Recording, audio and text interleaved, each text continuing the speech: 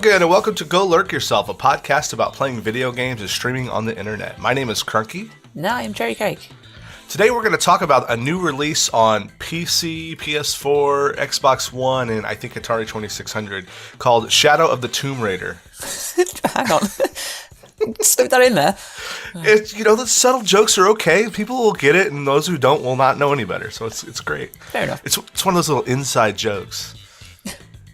Did you ever have an Atari 2600? No.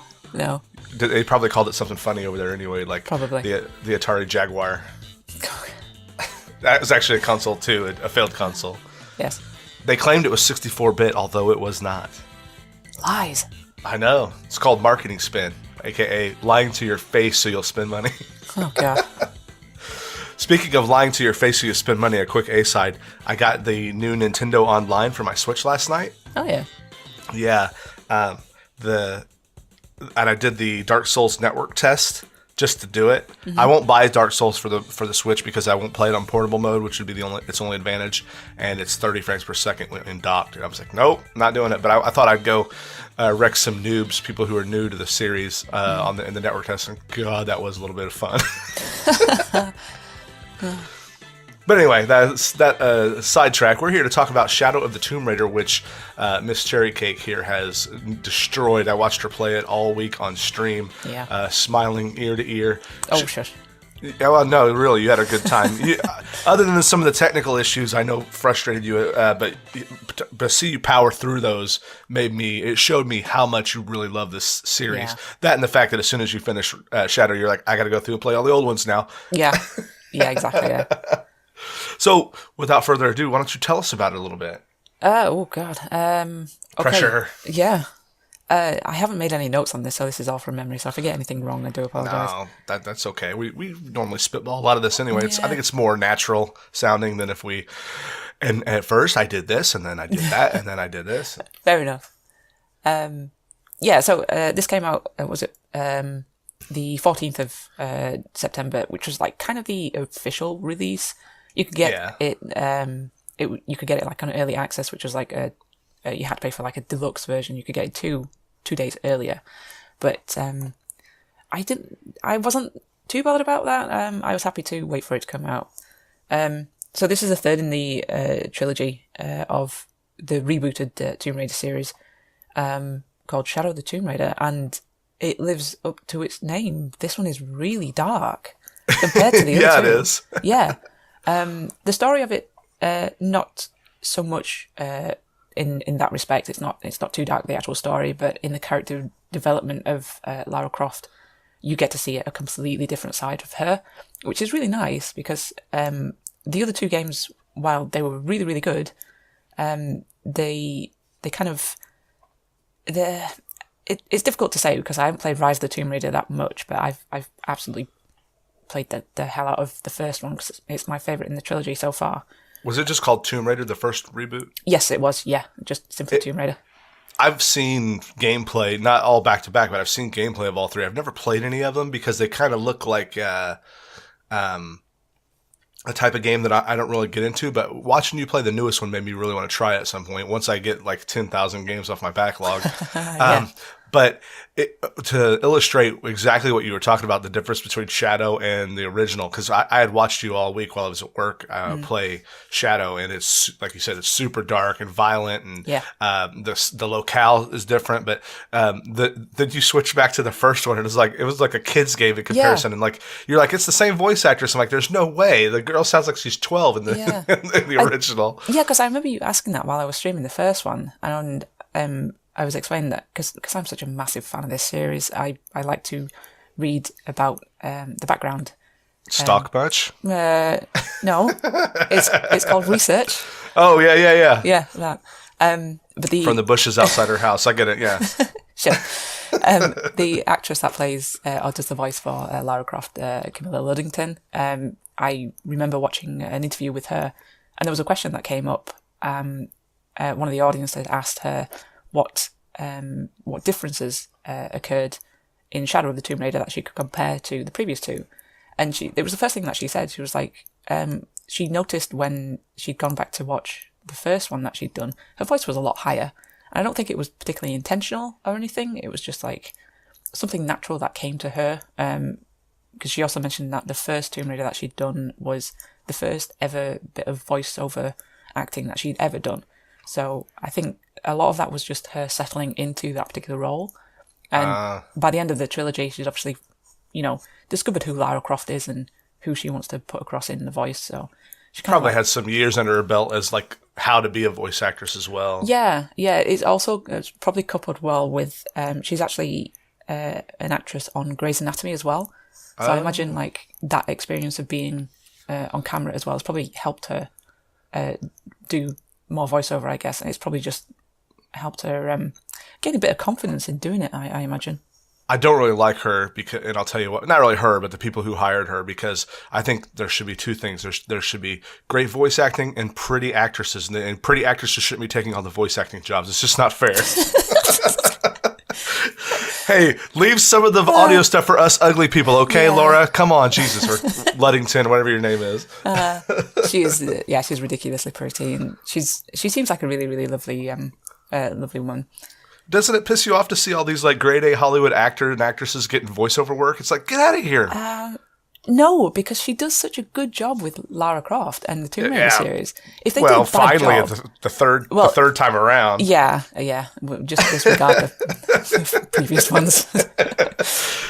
I know you're infatuated with her because you love that series, but come on, they should let someone else do it. Yeah, and I was also reading. I was on a forum the other day, and because I'm a big Tomb Raider fan, I recently watched the new Tomb Raider movie that had just been, I think it was released this year. I don't think it was to coincide with the release of this, but I think it was earlier this year actually. But it's kind of taken off the first Tomb Raider, the reboot one. Yeah. The setting is the same, the storyline is similar, but there are differences. And there were some people in the forum that were complaining, saying that Camilla Luddington should have been the actual actress for it, which is fine. But the girl that plays it, Alicia Vikander, did a really good job. But it's just a shame that the storyline to the movie fell a little bit flat. But one thing that I did take away from it, it was really interesting to see the inclusion of some of the scenes from the game that were in the movie. So they lifted them right out of the game. Yeah, nice. Exactly. Yeah. So I was sat watching, going, "Oh, I remember that part. Oh, yeah, that's when that happens, or when this happens, or they die, or she dies, or that kind of thing." So it's really fun to watch that. It's very rare that a video game movie pulls it off, is entertaining and not just a total empty shell or husk of what the video game means to its fans. I can remember way back when Doom 3 came out. Was this 2005, 2006? They made a video game Doom a couple years later, or maybe the same year. I don't remember exactly the timing, but it starred The Rock. Oh, yeah. And I went to the theater and I enjoyed it. It was a little silly, a little over the top, but I enjoyed it because I was so enamored with the Doom 3 game at the time. And I went to some gamer friend of mine that I played Street Fighter with. I was like, "Oh man, it's great! I had such a good time. You really ought to go see it." And I prefaced it with like, "You got to be a Doom fan," and it's a little tongue in cheek. And I saw him like a week later. And I go, "Oh, did you?" He goes, "Yeah, I saw it." I go, "What do you think?" He goes, "It was the worst movie I've ever seen in my entire life." And I go back and I watch it, and it's hokey and stupid, but it even had a section when you talked about game sections lifted out of the game. They even had a section at the end where it showed it in like the final action scene in first person mode with a gun in front of the camera, just like you were playing Doom. Yeah, wow. I don't remember the actor's name now. Have you seen any of the rebooted Star Trek series? Yes. Movies? Yeah. The guy who plays Bones, the doctor. Do you know what his name is in real life? The actor's name? Yeah, we're gonna drive people crazy not knowing this. Hang on, let me do a quick search. But he's the one who plays the Doom guy, whatever his name is in the original in the original game. And he is it Carl Urban? Yeah, Carl Urban. Yeah. So when you saw the trailers for it, it's like, "Come see Doom starring The Rock." Yeah. Well, the twist. Spoiler alert for a 10-year-old movie. The twist is Carl Urban's the good guy, and The Rock is Sarge, who, if you've played Doom 3, is the guy who turns and is the evil guy at the end. So The Rock is this big, great, giant monster at the end. Oh, wow. I enjoyed it. It was fun as a fan of Doom, but it's no Citizen Kane. It's not going to win any awards for quality filmmaking. Yeah. I'd say exactly the same about the new Tomb Raider film. If you're a fan of the games themselves, you're going to be biased towards it. You're going to enjoy it. I mean, like I said, the story's not the best, but it's fun. It's a fun watch if you're a fan of it. But yeah, again, it's not going to win any major awards, unfortunately. And probably for like a neutral person, they might get some enjoyment out of it, but it won't blow them away. That's what Dee and I should have watched last night. Just had a nice popcorn flick. We ended up. I don't think you guys get Mr. Rogers' Neighborhood over there in England, do you? No. It's a kids show. But we ended up watching this documentary that came out, and oh my God, we were just like a blubbery mess the whole way through. It was an amazing movie, but it was so goddamn sad. So highly recommended. Yeah. But you would watch it and be like, so who cares? Because you don't know who he is. But it's like some guy that we grew up on, through, and it was the story of his life. It's really entertaining. Oh. But anyway, more about Lara Croft and Shadow of the Tomb Raider, please. Lara. I said Laura. It's really weird with an American accent because it does sound like you're saying Laura. I said Laura, God damn it. God damn it. Anyway, yeah. So God damn it, Laura. Can you just see Hank Hill saying that? I can, yeah, exactly. I'm going to make a thumbnail of him yelling at Lara Croft and put it on the cover of this episode. No, you're just going to annoy me. So anyway, right, the basic story of this one is that essentially Lara is on the Discovery Channel on the hunt for... I was sneaking a drink of my energy drink and I about spit it all over my Discovery Channel. You came back on me. I was like, oh, you're right. She's on the trail for discovering this dagger and a silver box, which, if put together, they have the power to, whoever wields it, have the power to remake the world into whatever they desire. So it could be used for good, it could be used for evil. Depends on who has gotten it. So and here we find a wild Lara in her natural environment, murdering hundreds of tribesmen. That is another thing that I need to come on to as well in a second. Sorry to interrupt, but you put that image in my brain. No, Discovery Channel. I'm glad you said it actually, because you just reminded me of something I need to talk about. So she finds the dagger, which she immediately takes with very little hesitation. But the thing that bothers me about this part is that she's an archaeologist, so I would have assumed that she would have done some research into this, but basically she takes the dagger and doesn't realise what she's done. And in essence, she has started the apocalypse, so the end of the world. And, like normally happens when you grab a dagger off of a... Yeah. I've seen Indiana Jones. I know how this plays out. Exactly, yeah. She must have watched it. So she takes the dagger, yeah, and brings about the end of the world. And there's the first of it is a massive tsunami that engulfs this little village that is next to where the dagger is located. And she causes, like, so much destruction, so much death. And I think this was the first game in the trilogy that I actually sat back and thought, hang on, how many people is she actually killing in these games?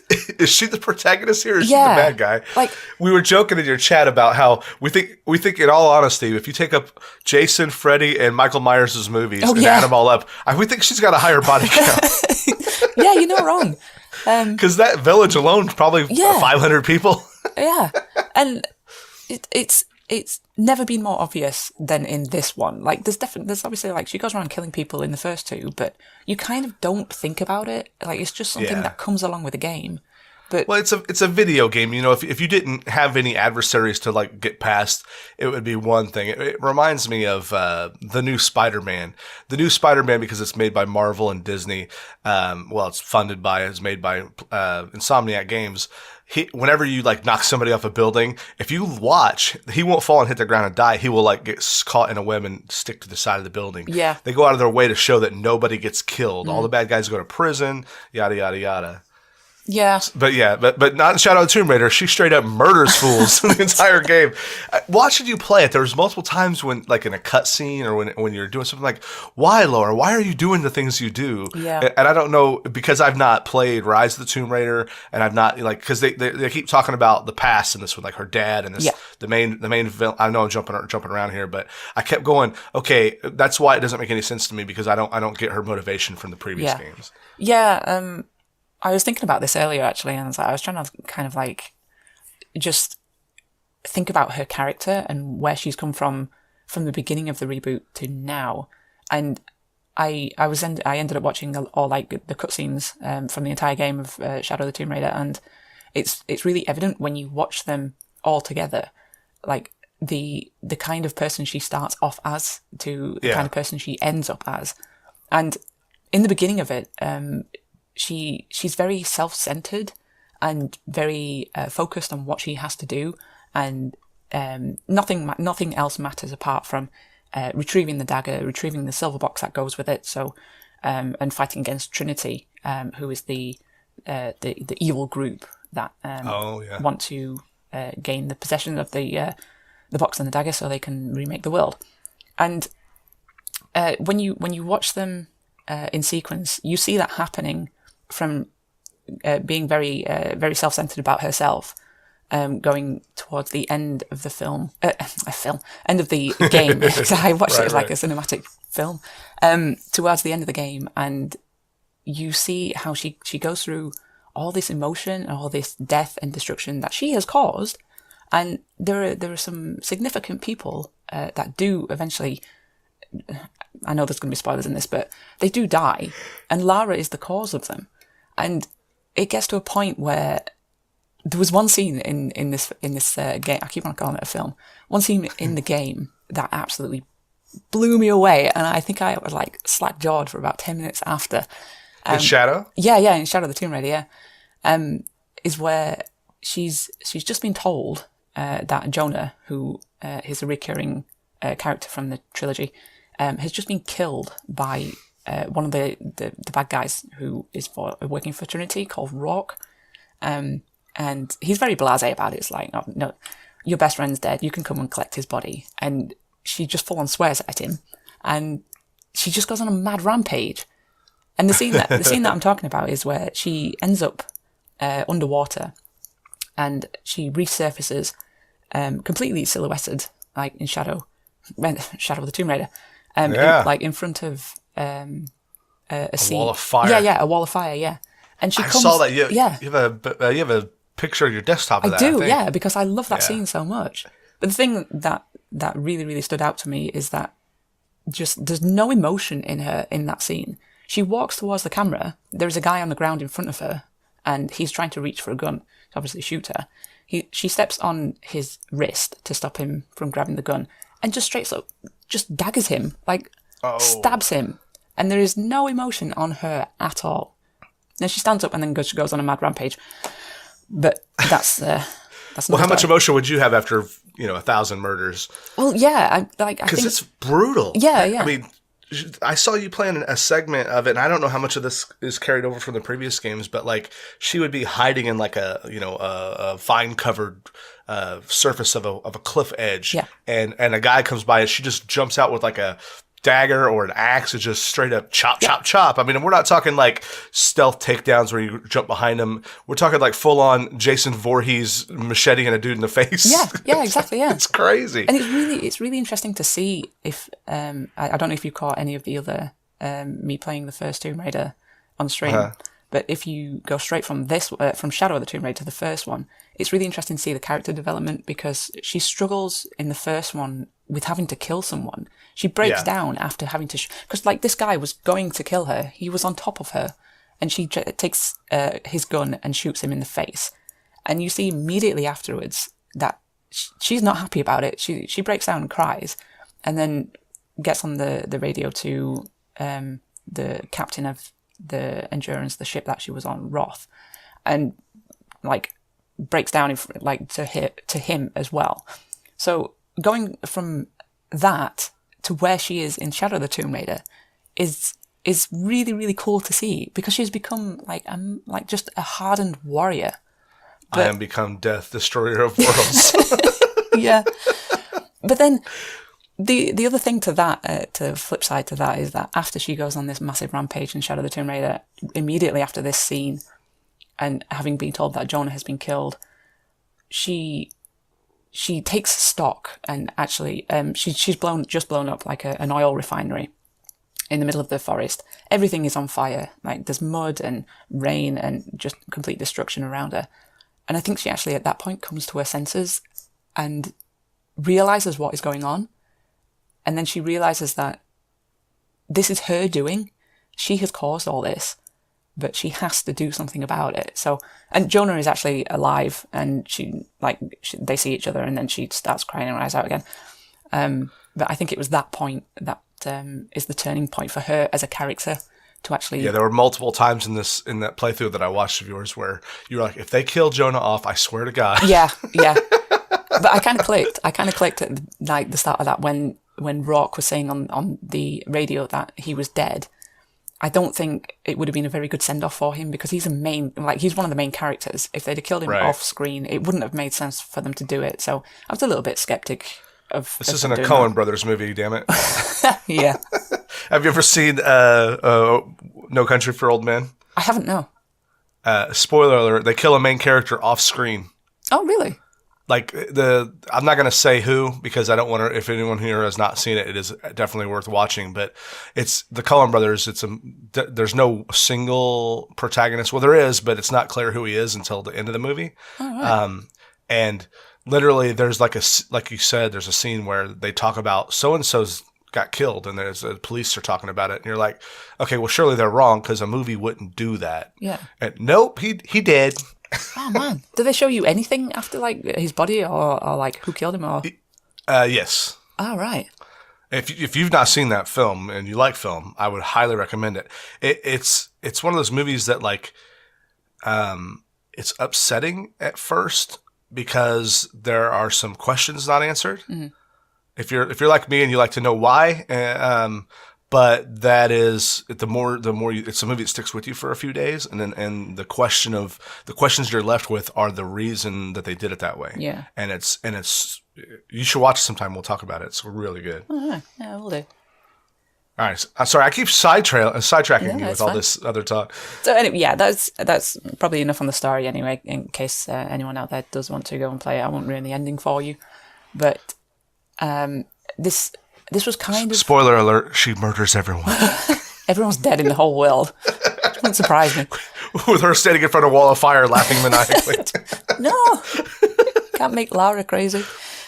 No, you can't. She already is.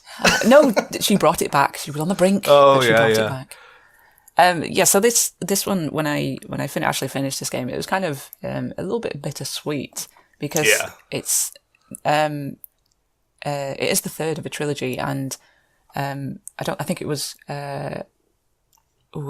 Crystal Dynamics, I think, that stated it was only ever going to be a trilogy. So the ending of it it's not open and shut, but it's not like it's leading to another adventure. There is no now we need to go and do this because this has happened. It's very subdued ending, actually. Well, if I remember reading this, if I remember this correctly, I should say, isn't this supposed to be a quasi like setup to explain the original Tomb Raider series? Like it sets up Laura to where she was at the beginning of the original Tomb Raider. Yeah, that's because when I watched you play it, she's at the end. She's like sitting in her study, and she's got her desk and like all the stuff on the wall, and her butler was there, who was in the original games. Yeah, it made me think that maybe that was like, okay, this is young Laura turning into the Stone Cold Killer Laura that exists in all the old games. Well, weirdly enough, actually, it didn't register with me at the time. But when you see her sat at her father's desk, she looks towards the wall, and there's a picture of it's like a kid's drawing with herself, her mum, her dad, a dinosaur, and also a pyramid in the background. And I think from what I've read, that is an homage to one of the other games where you come across T-Rexes. You end up fighting T-Rexes in like the really original games. So I think you're right. in the sense that this trilogy is a lead up to the first in the original games. So I don't know where they're going to go from here if they decide to go anywhere further, which I'll be quite disappointed if they don't do any more, because I really like this series. Those games look very expensive to produce. Like the production value of them alone is amazing. If you, for someone who hasn't played it, basically you are playing a live action Indiana Jones movie where the video gaming stuff is about 20 to 25% of it. But there's a lot of interactive cutscenes that happen, and a lot of the path forward is pretty much on rails. Wasn't Rise the one where they gave you a little bit more freedom to roam around? Yeah, it was. I remember our friend Cynic Chris, who is a big Tomb Raider fan as well, saying that Rise was one of his favourite, I think, because there is a lot more discoverability within the game. It's very more. It's a little bit more open world. So it seems to me that Shadow is more of more on rails. Like there's really only one way to go forward. And, okay, here's a room that's got a puzzle you got to figure out, but then it's just an exit and you go to the next area. Yeah, it's very similar in like that in regards to the first one, where it's quite a set out path.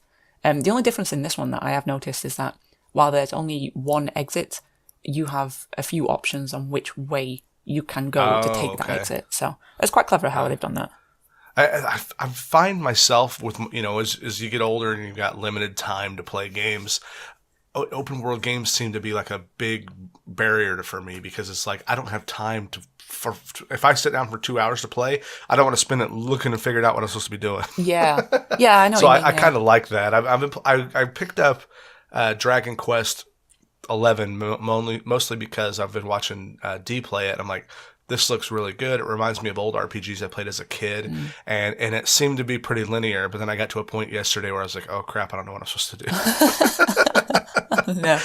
And I was tired. I was like dozing off trying to play it. But Shadow of the Tomb Raider, it looks like you had a really good time playing it, but it was not without its faults on the production front, like the tech issues front. Yeah. You were very kind and very patient with me. I was trying to play it on PC. Yeah, this is on PC. Yeah, I was trying to stream it. It was for my birthday stream, and I Happy birthday, by the way. Oh, thank you. That was a week ago. Cherry's 21, by the way, if you guys didn't know. Yeah, I wish. Me too. I'm 21. Well, in 1972. Hey, now I wasn't born in 1972. I'm kidding. So yeah, I hadn't booted up the game before, and doing it on stream was the first time that I'd actually ever played it. And there was a fair few technical bugs that had happened. Which, since we do give advice to streamers, one bit of advice that Cherry and I will both often tell you, but hardly ever do ourselves, is make sure you test your games before you go live with them. Yeah, I'm guilty of that as well. But the problem with this one, actually, Crunk, is that it wasn't readily evident to me that I was lagging or dropping frames. When it was in OBS, it looked absolutely fine. But the problem was translating from OBS to actually streaming itself. That was the issue. Because I was getting audio lag where everything was out of sync.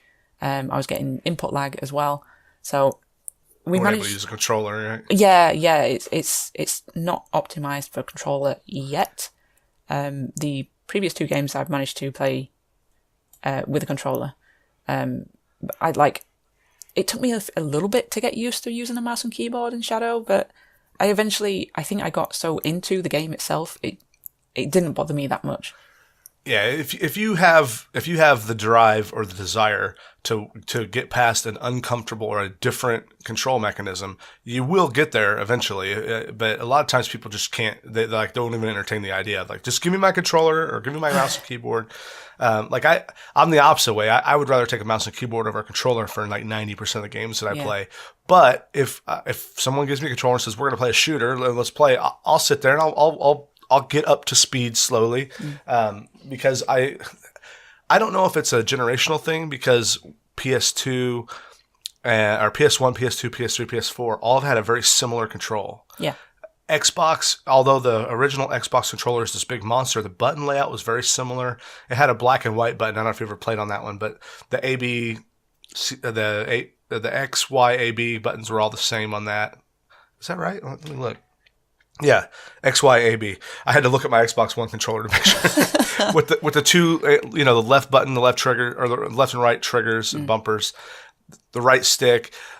But if you go back before that, every console you played had a different controller. So I'm used to and don't mind entertaining the idea of a new controller because I learned then.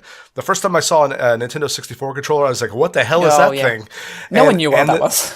Exactly. And then when I played it, it made sense. Like, oh, this trigger underneath the left analog stick fits a gun so perfectly. And there's a D-pad. You can put your hand over on this one if you want to play with a D-pad. It's got the triggers. It's got the buttons. The C buttons, while I think a C stick is preferable, but the C buttons could allow you to control a camera if you wanted to, or it could be a 6-button controller like old fighting games were at the time. So it filled a little bit of all the needs.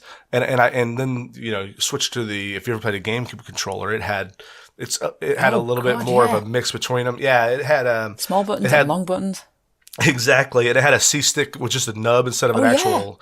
And I don't know if you remember, but the left and right triggers, they were pressure sensitive.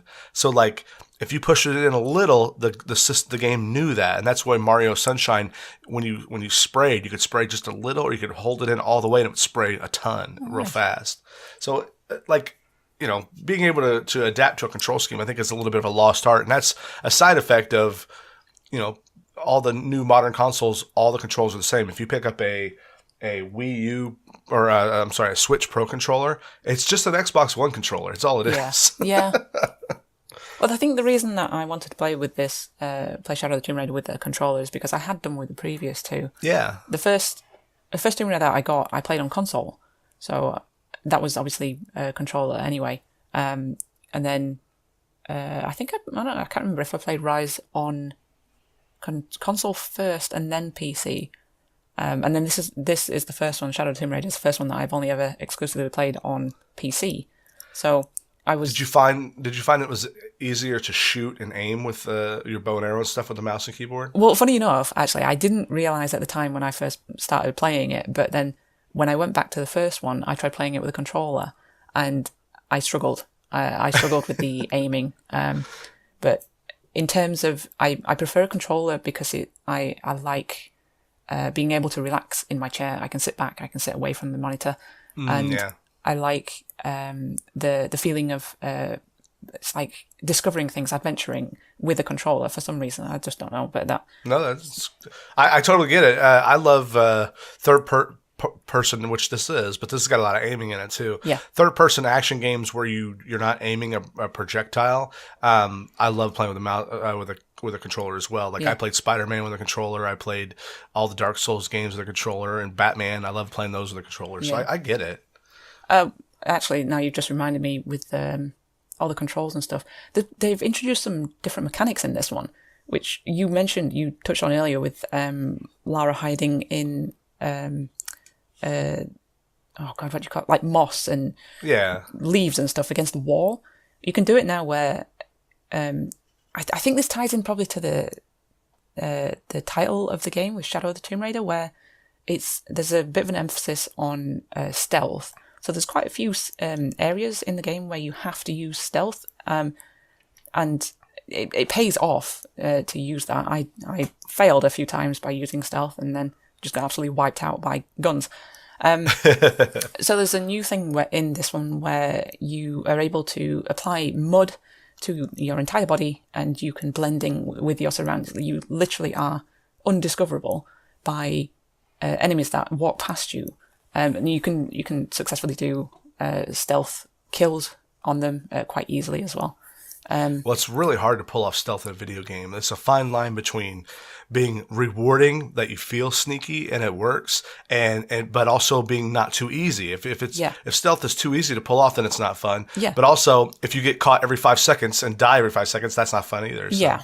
I mean, there was one part towards the end of the game where I was forced to use stealth, and it would have been beneficial if I could actually completed it doing stealth. But at this point, we were talking about bugs and glitches earlier. Yeah. My game had completely, it had a major bug issue where the NPCs were glitching around. They were juttering, they were warping.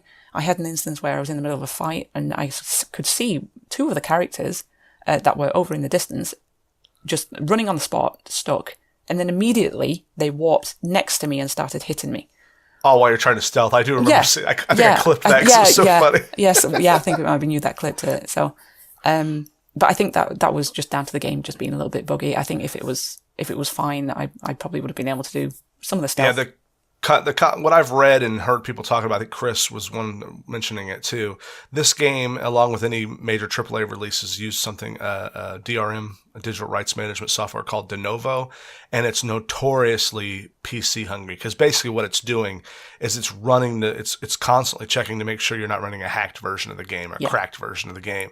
So if you're doing something else that's PC usage intensive, like I don't know, rendering and streaming a video game, it's going to have problems. So what happens is OBS can't run it efficient and the game can't get all the resources it needs. Because what Windows does when you're trying to run more than it can handle, it starts divvying up the work. It starts caching things to the hard drive, and that slows everything down. Nothing works right. It really stinks that piracy leads to this, and companies are forced to go to places like de novo who notoriously don't work anyway. So the people who end up paying the price are people like you. You bought the game brand new, paid full price for it, and you can't enjoy it. Yeah. I mean, I understand why they do it, but I don't think it can help like sales if people are discovering like this problem, because it's the streaming community that are going to suffer in the short term because they're unable to, like you say, enjoy the game and play the game at the same time. I don't know how many people they stopped from downloading a hacked version by doing this, and how many of those people that they did will end up buying the game as a result. But I can tell you, everyone who saw you with glitches that didn't have the game was like, I'm going to wait. I saw multiple people say, I'm just going to wait. Because it looks buggy as shit. And now, granted, not everyone had the same problems, but everybody I talked to that streamed Shadow of the Tomb Raider had some kind of technical issue. Yeah, I think, I can't remember if it was Chris that was saying in chat, the only way that you could like half decently stream it was if you had a dual PC setup. And how many people have that set up? Exactly. It's not feasible for most of us. I mean, if you're, Dr. Disrespect or Shroud and you've got, millions of dollars coming in every year, maybe you can afford to buy a second computer, but it's just unfortunate that I had to go that route. Yeah.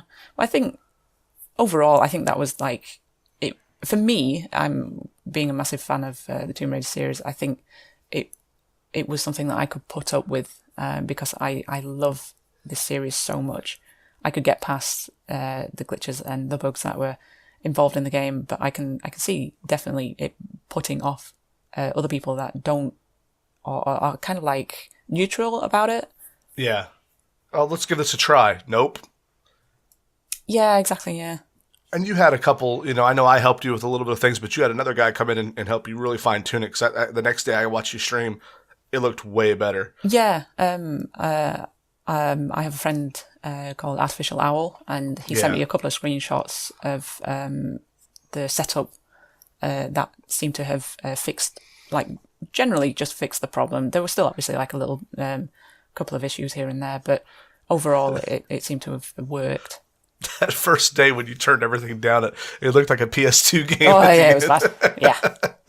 But I mean, that's good. I think what happens is the first time they put out a patch, maybe in 2-3 weeks, maybe a month, they'll take that de novo crap off, and that game will run 10 times better. So it was hard to tell from your stream because of the stress in which your PC was under to run it, whether or not those were game bugs or whether or not those were just effects of running the game with a starved PC because you're streaming and the de novo was eating it up.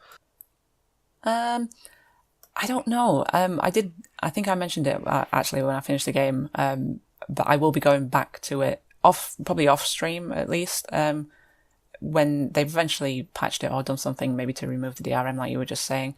But I want to sit back and properly enjoy it, because while streaming it is really, really fun, you've kind of got a divided attention because you have to play the game and concentrate on the game, but you also have to pay attention to chat and everything that is happening in chat and converse with them as well. So you That is kind so of hard to do. Yeah, exactly. Yeah, you're only kind of half paying attention to what is happening in the game. So I actually, after when I'd finished the game and had some downtime, I have binged on the entire cutscene from the entirety of the game, which is like nearly 4 hours long. And I've just been rewatching them because I can't get over how cinematic it looks. You're talking about Shadow? Yeah, Shadow of the Tomb Raider, yeah. Are you watching them within the game client or are you watching them on YouTube? I'm watching them on YouTube. Okay. Yeah. Someone has put a compilation of all the cutscenes in one video. So, nice. Yeah, that's how obsessed I am with this game at the moment. Well, excuse me. What I've read is that Shadow of the Tomb Raider, while the sales are higher than the initial Rise of the Tomb Raider release, the first week, the problem is the initial Rise of the Tomb Raider was an Xbox exclusive. Yeah.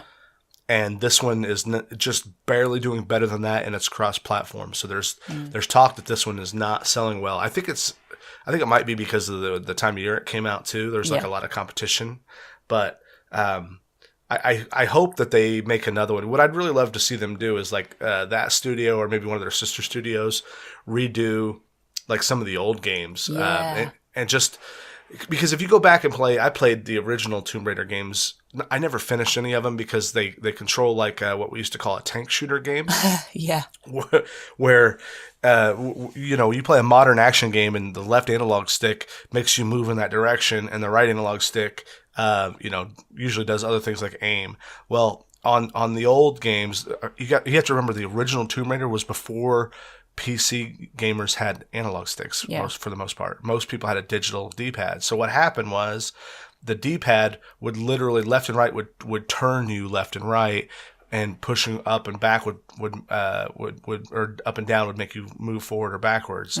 And then to like move to actually like strafe side to side, it was a button press. It was so awkward to play. Like even at the time it was awkward, but you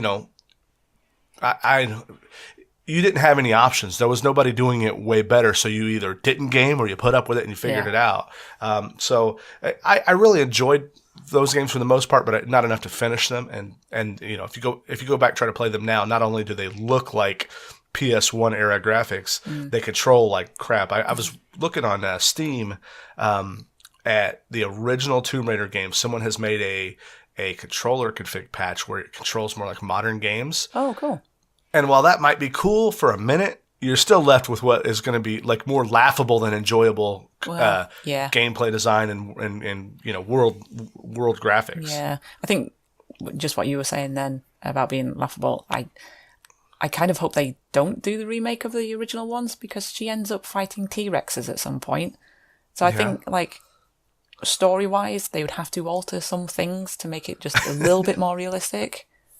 Have you not seen Jurassic World, the documentary? There are T-Rexes that can be made in the lab. Fair enough. Point well made. I mean, I'm not saying that the new Tomb Raiders aren't realistic, but she turns into a golden god at the end of it. Hey, I want my video game about magic world destroying daggers to be realistic, damn it. And he was like shooting lightning out of his hands and stuff at the end. Well, actually, I had to read up on the ending to this one because I don't know if it was because I was concentrating on streaming it and talking to chat at the same time, but the ending to it kind of washed over me, and I was like, I don't think I quite understood that. Yeah, yes, that's the same thing. I had to actually go and read about what was happening in the end, but it does make sense when you actually understand what is going on. Yeah. They win through the power of friendship and love. No. No, we're staying away from spoilers. Well, yeah, I guess. I mean, we've already kind of spoiled it for some of it. No. But how we get there, we didn't. Yeah, true. Well, would you recommend Shadow of the Tomb Raider to everyone, the casual fan, the hardcore Lara Croft fan? Should they get it on console or PC? What do you think? I would say if you're interested in Tomb Raider, I would say don't play this one first because there are some references in it that probably will pass you by, especially with like the friendship between Lara and Jonah. who is he's in the first two Tomb Raiders as well. So if you want the full experience, I would suggest that you go from the first one up to this one. And it's also nice that you can see the development of Lara Croft as well. So you can get the full experience of how you can understand where she has come from and going up to where she is in Shadow of the Tomb Raider. If you do like Tomb Raider, if you've played the previous two, I would definitely recommend playing this one. It's a lot of fun. It's really emotional. I'm not gonna lie, if I wasn't streaming it, I would have cried my eyes out at some of the parts because... If she had the capacity of human emotion, she would have cried totally. Shut up. I may or may not have cried while watching these cutscenes as well, offline. It's definitely the most darkest of all the three, hence probably the name. So yeah, I would highly recommend it. I'm biased though, because I love Tomb Raider. So yeah. Well, that's great. From what I've seen, it looks like if you have a console and the PC version, this is one of the rare times I would recommend if you're going to get it now, like while De Novo's still out, go ahead and get it on console. Yeah. You'll have an easier time playing it. And then if this is me, I have PS4, a Switch, and on a PC. If a game I'm not sure is gonna have replayability, I might buy it the physical console release if I have the option, because then I know in a couple of weeks I can trade it in on something else I want to try out. Yeah, I kind of keep that rolling. That way, if it actually leads to more sales, I think, because I'll end up buying a used copy of the game, or I'll buy a new copy and then trade it in used, where I wouldn't have bought that game. Like, this is a game that I would buy for PS4 if I wanted to try it. Yeah. And then in a couple of weeks, whether I didn't finish it or whether I finished it and I was done, I would trade it back in and try a different game. So I think this is the case where those used games options are good for the industry, because I will buy new games that otherwise wouldn't, provided no alternative. Yeah. Just one last thing before we head out. Yeah.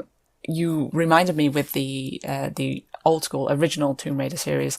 You can actually get skins in Shadow of the Tomb Raider to make Lara look like the old polygonal character model. So go and check that out, because seeing that in cutscenes is weird. Everything around her is perfectly rendered, and then you get this triangle